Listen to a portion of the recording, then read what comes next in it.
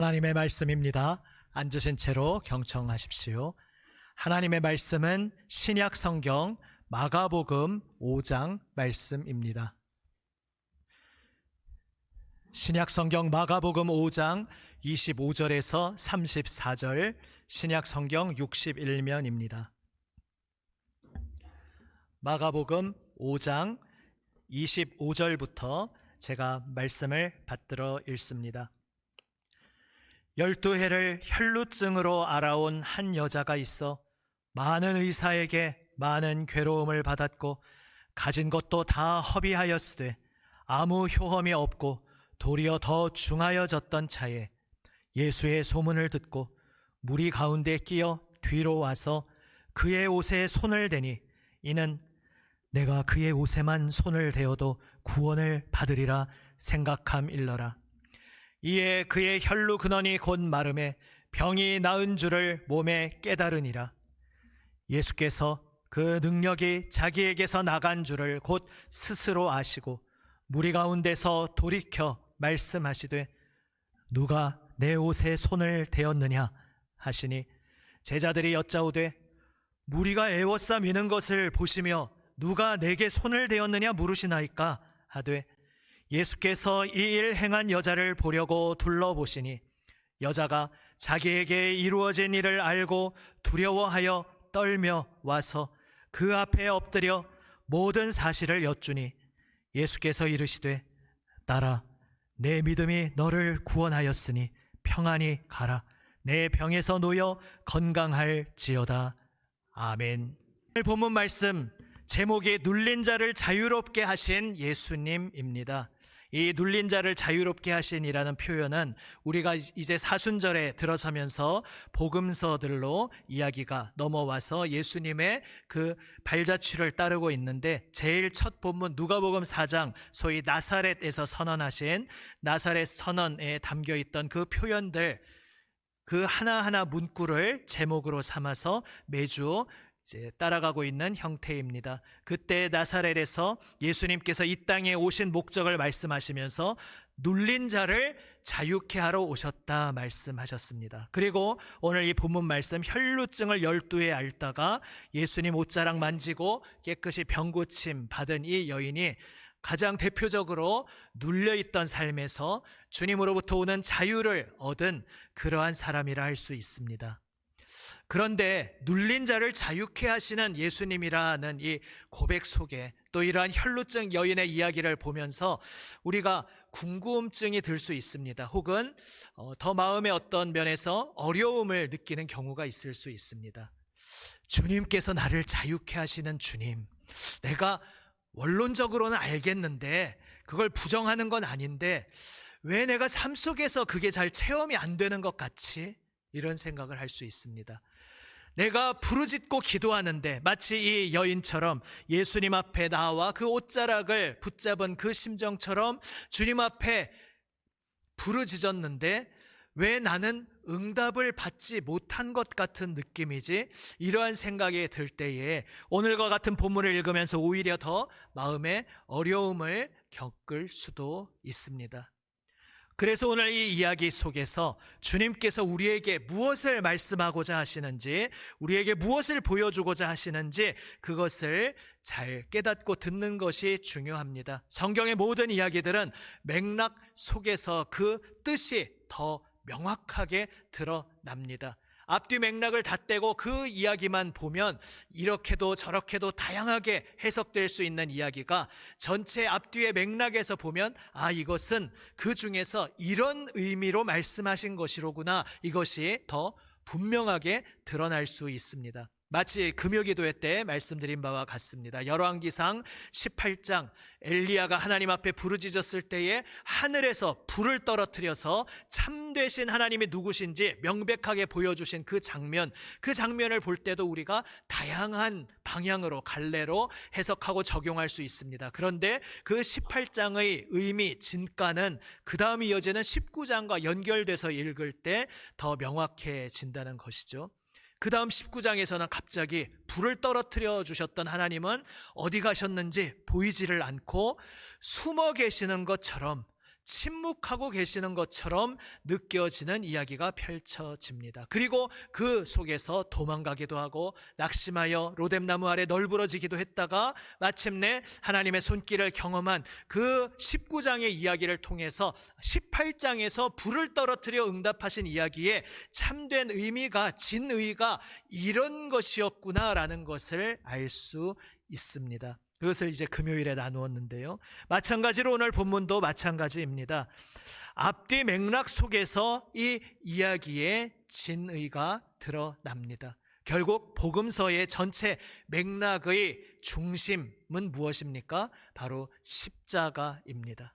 예수님의 모든 공생의 사역은 바로 그 십자가에서 정점에 이르게 되고 완성에 이르게 됩니다. 그래서 이 혈루증의 사건도 십자가를 바탕으로 해서 읽어야 합니다. 마치 빙산과 같습니다. 우리가 빙산의 일각이라는 표현을 쓰지만 왜 그런 표현이 나왔습니까? 바다에 빙산이 떠 있는데 우리의 눈으로 보이는 바다 위의 부분은 5분의 1에 해당한다는 것이죠. 5분의 4는 바닷속에 잠겨 있습니다. 그러면 눈에 보이는 부분만 봐서는 밑에 있는 부분을 의식하지 않고 위에 보이는 부분만 볼 때에 우리는 전체적인 그림을 보지 못하고 그래서 위에 보이는 부분도 잘못 보게 될 수가 있습니다. 바로 예수님의 십자가는 그 빙산의 가장 최고 정점, 꼭지점이기도 하지만 또 다른 면에서는 바다 밑에 감추어져 보이지 않는, 그러나 그 빙산의 바탕이 기초가 되는 그 보이지 않는 5분의 4의 부분이라 이렇게 비유할 수 있습니다. 그래서 우리가 혈루증 이야기를 읽든지 또 복음서의 다른 이야기들, 예수님이 여러 병자를 고쳐주시고 죽은 자를 살려주신 그 모든 이야기들, 바로 바다 위에 보이는 그 5분의 1의 이야기들을 읽을 때 그 밑에 5분의 4, 십자가를 전제로 바탕으로 보아야 이 이야기가 진정으로 어떤 방향성으로 우리를 이끌어 주시는지를 우리가 더 잘 깨닫게 되는 것입니다. 그렇다면 십자가의 맥락에서 이 혈루증 이야기를 보았을 때 우리는 무엇을 읽을 수 있게 되겠습니까? 먼저 오늘 이야기 마무리 부분에 예수님께서 여인에게 하신 말씀에 특별한 표현이 있습니다. 따라 내 믿음이 너를 구원하였으니.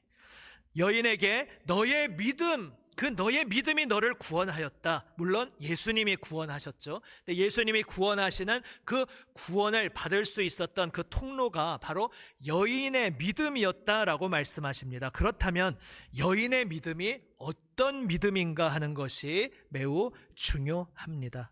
지난주에도 말씀드렸듯이 성경에서 말씀하는 믿음은 믿음이 얼마나 확실한가, 그 믿음의 정도보다도 그것은 2차적인 것이고 1차적인 것, 핵심적인 것은 믿음의 대상이 중요하다 말씀드렸습니다. 여기서도 마찬가지입니다. 너의 믿음이라고 말할 때는 이 여인이 누구보다도 뜨거운 강렬한 흔들리지 않는 확신을 갖고 있었다는 그러한 말씀이 아니라 예수님이 누구신지를 제대로 보고 믿고 있었다는 것입니다.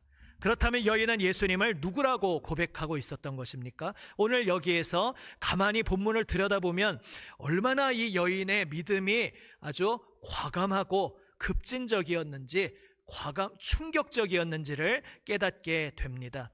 사실 율법에 의하면 유대인들은 혈루증에 있는 여인은 마치 나병 환자처럼 혈루증이 낫지 않고 계속 하혈을 정기적인 정해진 때에 하는 것이 아니라 그냥 1년 내내 계속 하혈을 하고 있는 상태는 부정한 상태라고 율법에서 규정짓고 있습니다.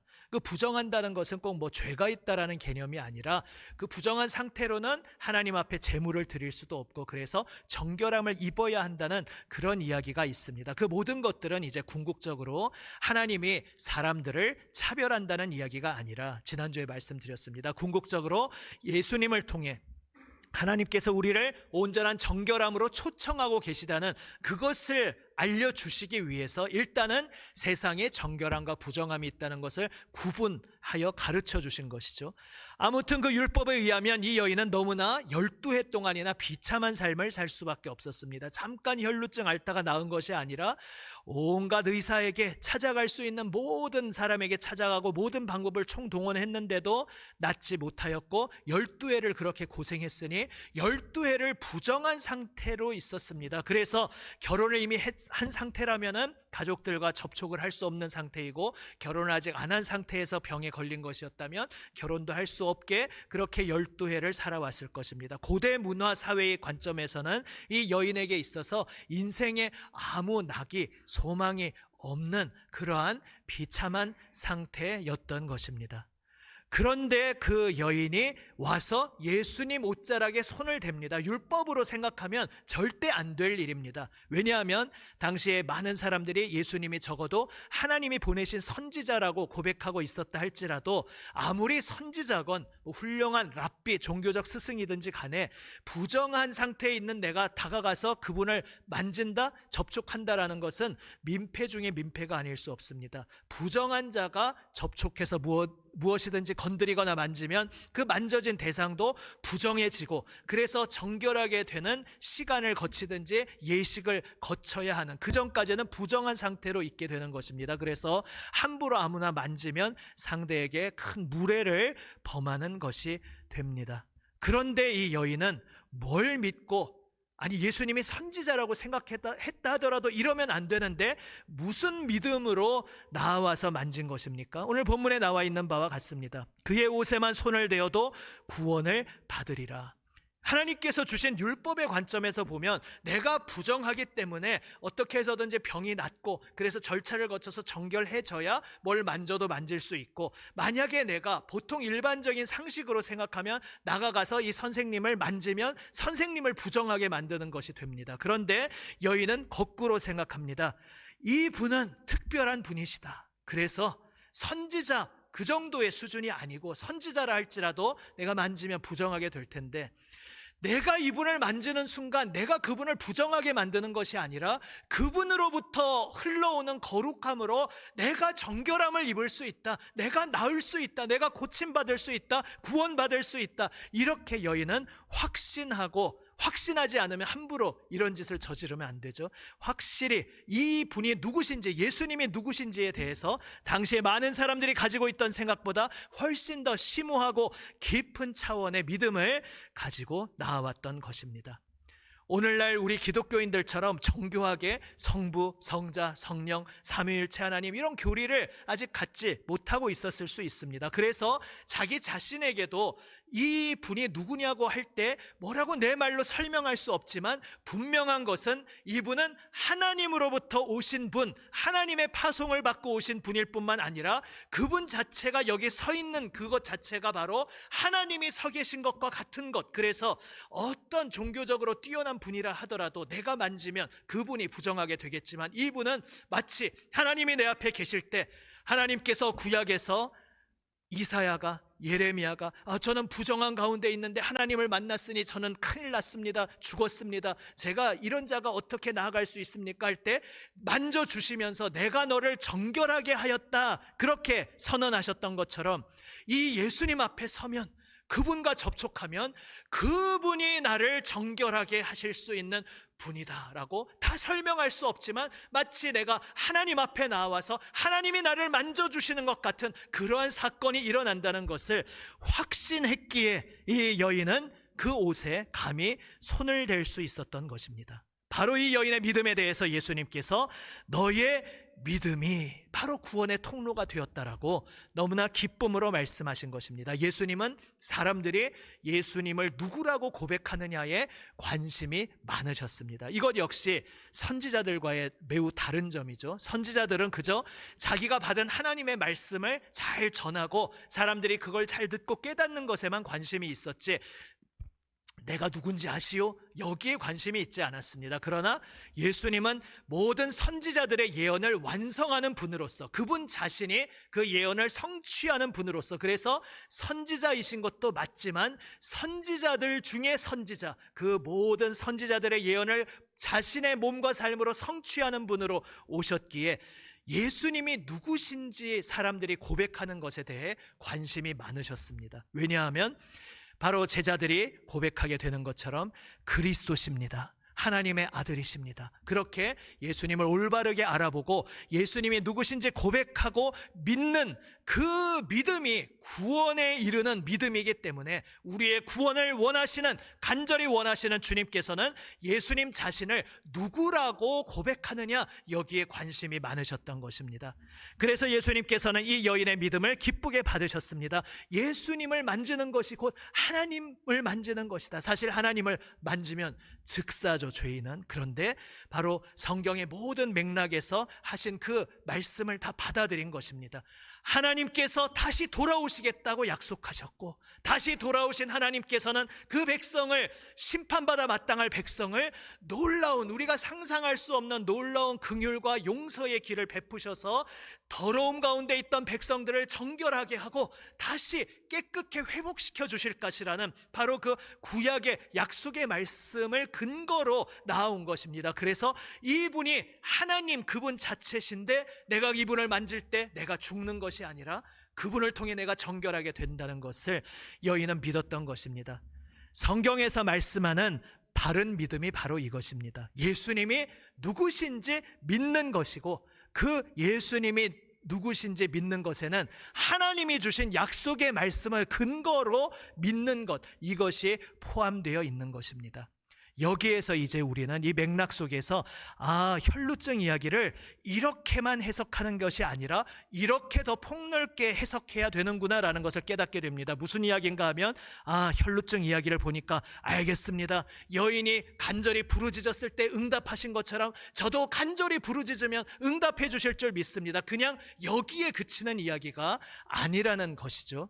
만약에 그냥 그렇게만 알고 있으면 우리가 인생 가운데 부르짖을 때 어쩔 때는 분명히 응답해 주신 것을 체험하는 때도 있는데, 또 어떨 때는 내가 부르짖고 몇 년을, 심지어는 몇십 년을 부르짖고 있는데 왜 이 제목에 대해서는 응답해 주시지 않는지, 거기에 대해서 우리가 어려움을 겪는 일이 있습니다. 그러한 때에 이제 말라 비틀어진 지친 마음으로 이러한 성경 본문을 읽으면서도 이게 기쁨과 소망이 되는 게 아니라 오히려 더 나에게 걸림돌처럼, 쓴 뿌리처럼 다가오는 것을 우리가 경험할 수도 있습니다. 그러나 오늘 본문이 십자가의 맥락에서, 복음서 예수님의 전체 이야기 맥락에서 무엇을 말씀하고 계신 것입니까? 예수님이 누구신지 올바로 믿는 그 믿음이 중요했다는 것입니다. 여기까지 듣고 생각해도 의문이 다 풀리지 않을 수 있습니다. 아니, 그럼 지금 무슨 말씀입니까? 제가 그동안 오랫동안 간절히 부르짖고 기도했는데 내 기도가 응답되지 않은 것처럼 느낀 거는 내가 예수님을 하나님의 아들로, 그리스도로 제대로 고백하지 않았다고 얘기하는 겁니까? 라고 궁금증이 들 수 있습니다. 물론 그런 이야기가 아닙니다. 여기에서 이제 예수님을 하나님의 아들로, 나의 유일한 구원자로 믿는다라고 할 때 그 믿음이 또 무엇인지를 성경의 전체 맥락 속에서 우리가 볼 필요가 있습니다. 믿음이란 뒤가 없는 것입니다.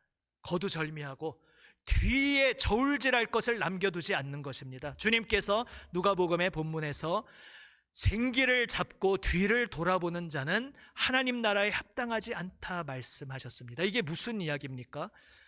내가 주님을 믿는다, 하나님을 믿습니다라고 말할 때 그것은 언제든지 도망칠 수 있는 뒷문을 남겨놓는 것이 전혀 아닌 것입니다. 우리가 믿는다고 할 때 꼭 그리스도인이 아니라 일반적으로 종교에 접근하는 사람들이 신에게 비나이다 비나이다 기도를 할 때 흔히 이런 그림을 가지고 접근할 수 있습니다. 여러 방들이 혹은 집들이 있습니다. 저 1번 집에 내가 들어가 봅니다. 들어가 봤는데 내가 생각한 대로 응답이 안 이루어집니다. 이 시는 아닌가 보네. 이 방은 아니었나 보네. 심지어는 이 공동체는 아니었나 보네. 그러면 2번으로 가봐야지. 가보고 여기도 아닌가 보네 해서 될 때까지 여기저기 찔러보는 그런 것을 믿음이라고 착각할 수 있습니다. 그러나 성경에서 말씀하는 믿음은 무엇입니까? 비유하자면 지금 출항을 앞두고 있는 여러 배들 중에서 배 하나를 정해서 타야 하는 것입니다. 내가 원하는 그 목적지로 가는 올바른 배를 타야 합니다. 그리고 그 배를 정해서 타는 순간 그 배는 출항해버리고 이제는 돌이킬 길이 없습니다. 그냥 거기로 가는 것입니다. 성경에서 믿는다라고 말할 때 바로 그것이 그러한 사실입니다. 제가 인정해요. 머리로 인정해요. 예수님이 하나님 보내신 메시아라는 것 인정하고 하나님의 특별한 아들이라는 것 제가 지식적으로 인정합니다. 시인합니다. 라는 것이 믿음이지만 그 빙산의 윗부분만 보고서 빙산의 아랫부분을 사실은 설명을 안 했을 뿐 아랫부분이 있는데 아랫부분을 아예 모르고 놓쳐버리면 그냥 그렇게 그치는 믿음은 무슨 믿음과 같습니까? 야고보서에서 말씀하는 것처럼 귀신들의 믿음과 같은 것입니다. 예수님이 이 땅에 왔을 때 예수님이 메시아고 하나님의 아들이라는 것을 가장 먼저 알아본 것들은 바로 귀신들이었습니다. 그래서 그렇게 막 외치죠. 하지만 그들의 외침을 예수님은 전혀 기쁘게 받아들이지 않았습니다. 왜냐하면 그들은 예수님이 하나님의 아들이고 세상의 유일한 구원자라는 건 알았지만 왜 우리가 생각했던 것보다 더 빨리 이렇게 와가지고 우리를 괴롭힙니까? 왜 우리에게 침범합니까? 간섭합니까? 라고 말하면서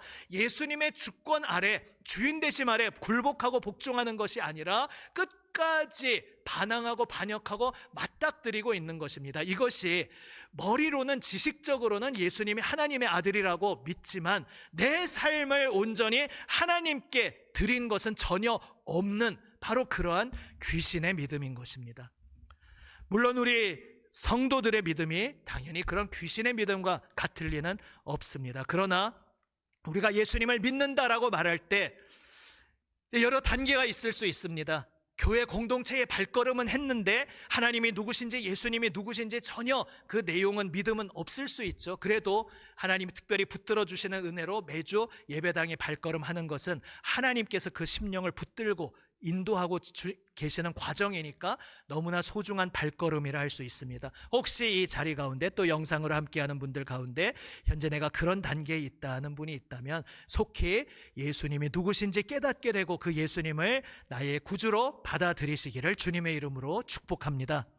또 어떤 단계가 있을 수 있습니까? 분명히 예수님이 나를 구원하시는 유일한 분이시고 그분이 흘리신 피로 나를 구원하셨고 나를 깨끗게 하셨다라는 것을 분명히 믿고 그래서 믿음이 시작된 그 여정을 걸으면서 이 예배당에도 예배의 자리에도 함께하는 분들이 대다수 계실 것입니다. 그런데 문제는 그것이 그냥 일회성이 아니라 계속해서 삶에서 날마다 현재 진행형으로 체험되어야 한다는 것입니다.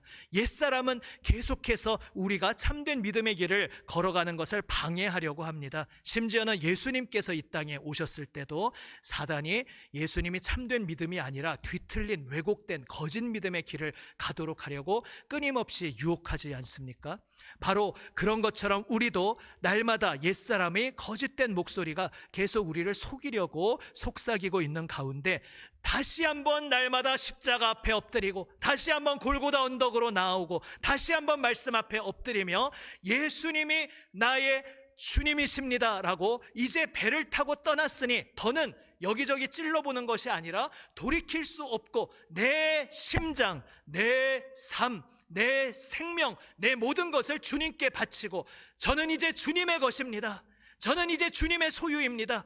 주님께서 저를 붙잡아 주시고 주님께서 저를 다스려 주시고 이전에는 내가 주님을 몰라서 내가 내 인생의 주인 노릇하며 살았지만 이제는 그 모든 옛사람을 뒤로 벗어 던집니다. 오직 주님께서 나의 주인 되어 나를 다스려 주옵소서라는 그 고백이 빙산의 바다 아래에 전제로 있으면서 예수님이 나의 구원자 되심을 믿습니다. 예수님이 하나님의 아들이심을 믿습니다라고 고백하는 바로 그 고백이 믿음의 고백인 것입니다. 바로 그 믿음의 고백으로 이 자리에 대다수의 성도 여러분, 바로 성도 그 이름처럼 예수님을 나의 구주로 고백하기에 내 삶을 주님께 드리며 이 자리로 나아오신 줄로 믿습니다. 그 믿음으로 이 길을 시작하셨다면 날마다 하루하루의 삶 속에서도 그 믿음으로 살아가시기를 바랍니다. 우리 주님 예수님께서도 뒤가 없이 모든 것을, 자신을 다 던져서 우리에게 인간으로 찾아오셨습니다.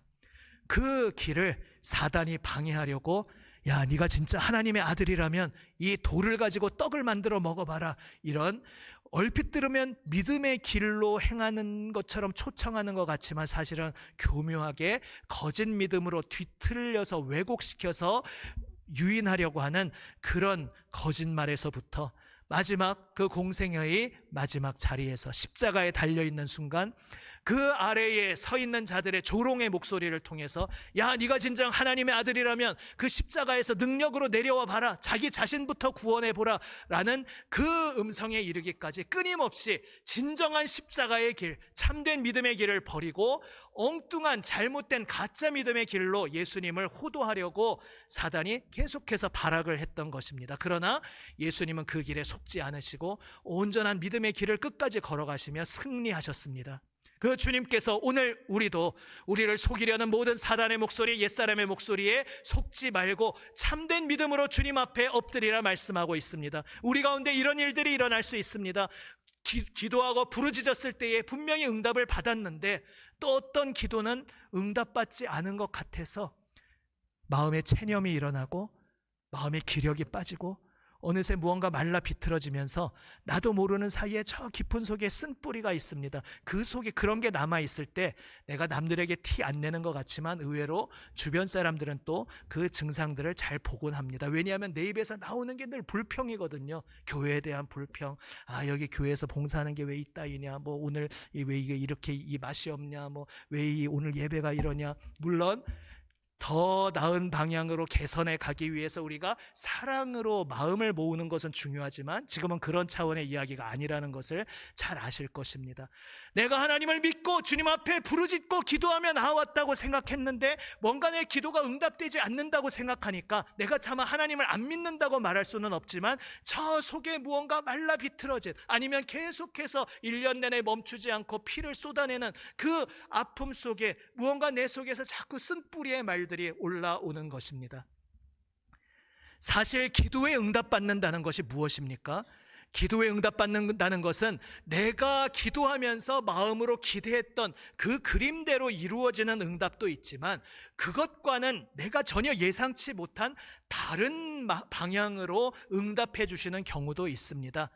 그러나 어떠한 경우든지 공통점이 있습니다. 내가 기대한 것과 다른 방향의 결과를 받았던 대표적 경우가 바로 사도 바울이죠. 사도 바울의 그 자신을 통해서 많은 사람들이 병이 낫고 그 마치 예수님에게 일어났던 역사처럼 그의 옷자락, 그가 쓰던 물건에 닿기만 해도 막 병이 낫는 놀라운 일들이 일어났지만 바울에게는 육체의 가시라고 표현하는 어떤 큰 고통이 있었습니다. 그것을 주님 앞에 크게 3번씩 집중 기도의 주간을 3번씩 가지면서 부르짖었는데 하나님의 응답은 나의 은혜가 너에게 족하다 하는 것이었습니다. 그것은 사도 바울이 기대하고 있던 그림의 응답은 아니었습니다. 그러나 우리가 기대하던 대로 무언가 일어났든지 기대하지 않던 것으로 결과가 진행되었든지 간에 내가 응답되었습니다 라고 고백하는 사람들에게는 공통점이 있습니다. 사도 바울도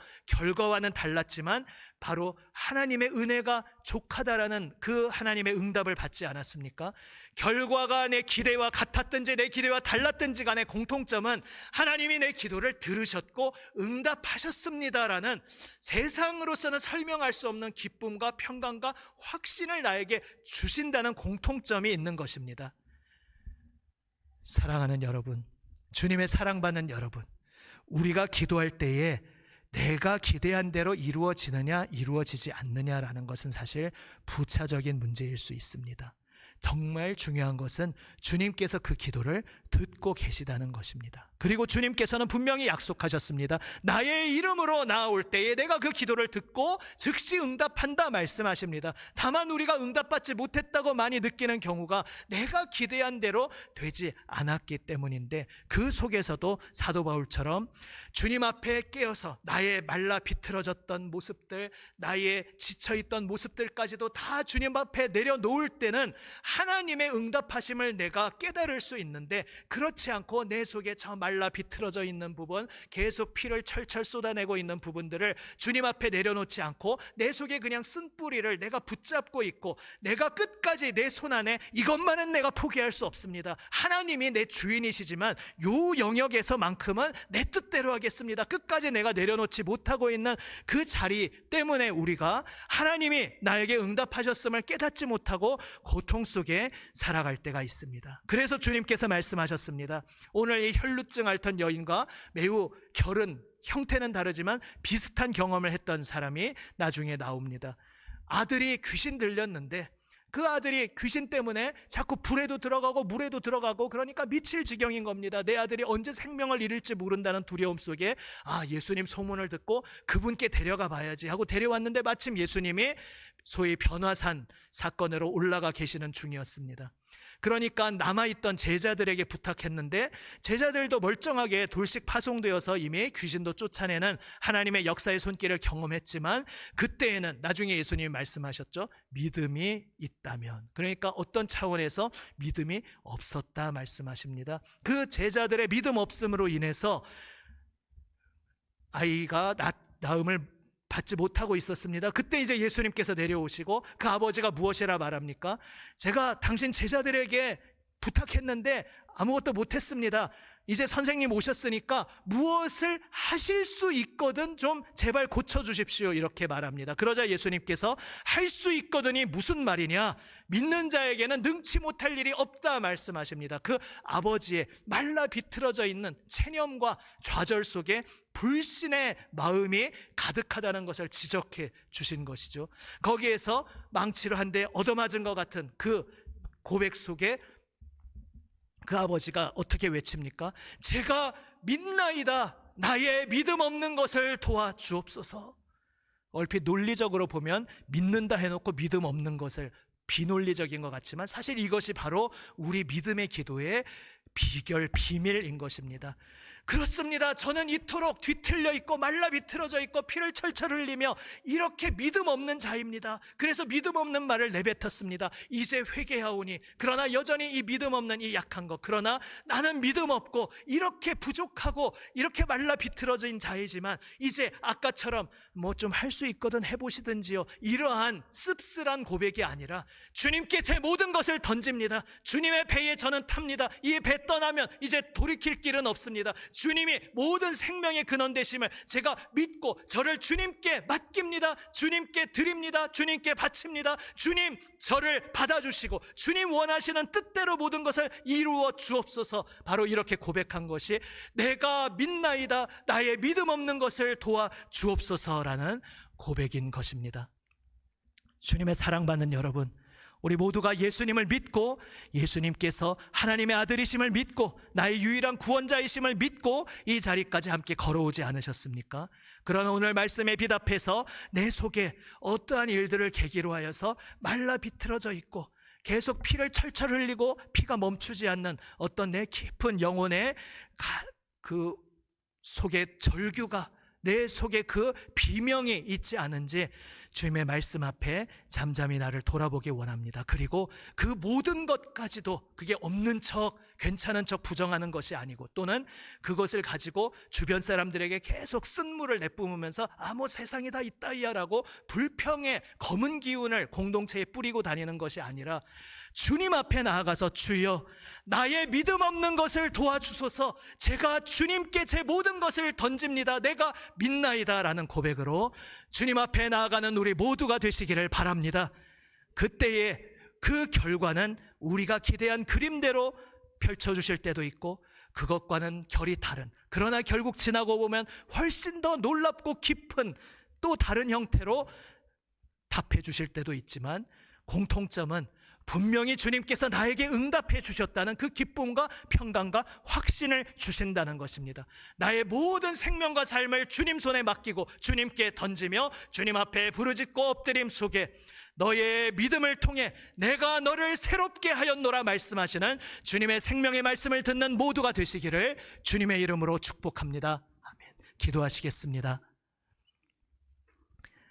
아버지 하나님, 믿는다 말하면서도 저 마음 깊은 곳에 뒤틀려서 지쳐서 말라 비틀어져서 혹은 피를 철철 흘리면서 주님 그렇게 어둠의 기운을 내뿜으며 살았을 때가 많음을 주여 고백합니다. 주님, 할 수 있거든이 무슨 말이냐, 우리에게 사랑으로 말씀하시는 주님의 음성을 오늘 저희가 다시 한번 듣게 하여 주시옵소서. 내가 의심 없이 주님을 믿는다 생각했고 당연히 예수님 하나님의 아들 나의 구원자라 믿는다고, 나의 기도를 들으신다 믿는다고 생각하면서도 저 내 마음 깊은 곳에 쓴뿌리가 있지 않았는지, 말라 비틀어지고 피를 철철 흘리고 있었던 것이 없었는지 주여 말씀의 빛으로 비춰주시고 보여주시옵소서. 주님, 그 모든 것조차도 우리의 힘으로 수습할 수 있는 것이 아님을 고백합니다. 주님, 저의 모습이 이렇습니다. 저의 모습이 이렇게 비참합니다. 저의 믿음 없는 것을 도와주옵소서. 제가 믿나이다 고백으로 우리의 온 마음과 생명과 심장을 주님께 드리며 주님 앞에 나와 엎드리게 하여 주시옵소서. 우리 구주 예수 그리스도의 이름으로 기도드립니다. 아멘.